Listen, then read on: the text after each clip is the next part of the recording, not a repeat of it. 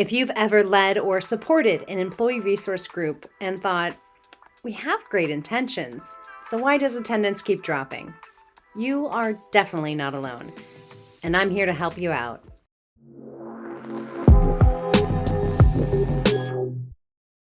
Hi, I'm Kristen with Unexpected Virtual Tours and Training, and today we're talking about how to increase engagement in employee resource groups without burning out your ERG leads or adding more work to already full plates. We work with hundreds of employee resource groups every year across industries, company sizes, and identities. And here's the good news.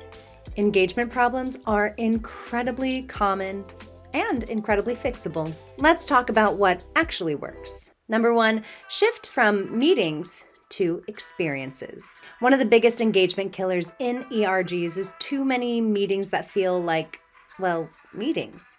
Status updates, announcements, guest speakers who talk at people instead of with them. Since ERGs are already voluntary, meetings feel like just one more drain in an already busy work life. Instead, high engagement ERGs focus on experiences, not just programming. That doesn't mean every program or session needs to be elaborate. It means asking, are members doing something? Are they learning something new? Are they leaving with a shared experience that they can talk about? For example, instead of a lunch and learn on Black history, consider an interactive storytelling experience where employees explore innovation, culture, or history all together. So when people participate, engagement follows naturally. Number two, make programming relevant to the workplace. Another reason ERGs struggle with engagement, members don't always see how events connect back to their day-to-day work. The most successful ERGs we see answer one simple question clearly. How does this help me grow, connect, or feel more supported at work? High-impact ERG programming often focuses on leadership development, communication and storytelling skills, cultural competency, innovation and problem solving, and understanding lived experiences that affect collaboration. When ERG events support both identity and professional growth, participation increases across the board, including from allies and senior leadership. Number three, rotate ownership, not just speakers. Burnout is real, especially for ERG leads. If engagement relies on one or two people planning everything, it's just not sustainable. Strong ERGs rotate ownership by creating small event committees, inviting members to co-host or facilitate, partnering with learning and development teams, or bringing in outside facilitators from time to time. The average ERG lead spends almost 80 hours to build Heritage Month programming. Well, that's a lot of time and effort taken away from all the other things that you have to do. This not only reduces burnout, but it also gives more members a sense of ownership.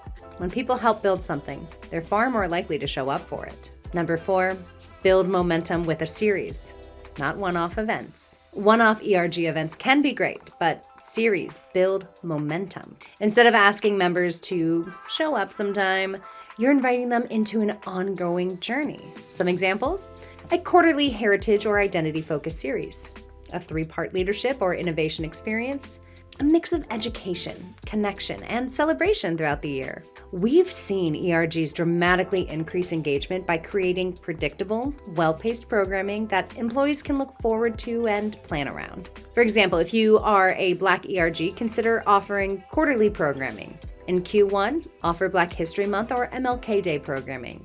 In Q2, offer programming around Juneteenth.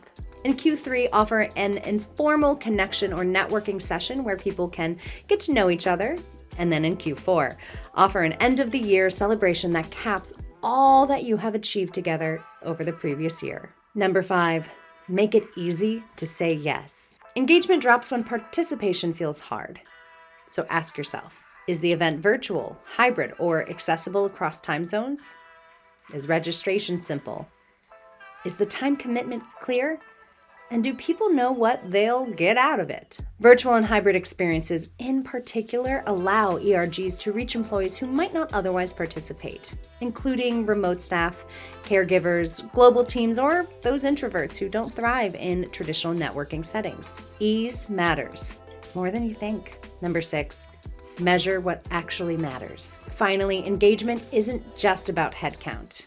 Yes, attendance matters, but so do repeat participation, conversations and questions and activities, post-event feedback, internal sharing and word of mouth, and leaders referencing the event later. Some of the most impactful ERG programs we've seen weren't the biggest, but were the ones people kept talking about for weeks later. This is where we have thoughtfully designed experiences like interactive virtual tours, storytelling-based training, or facilitated cultural programs that can support ERGs without overwhelming internal teams.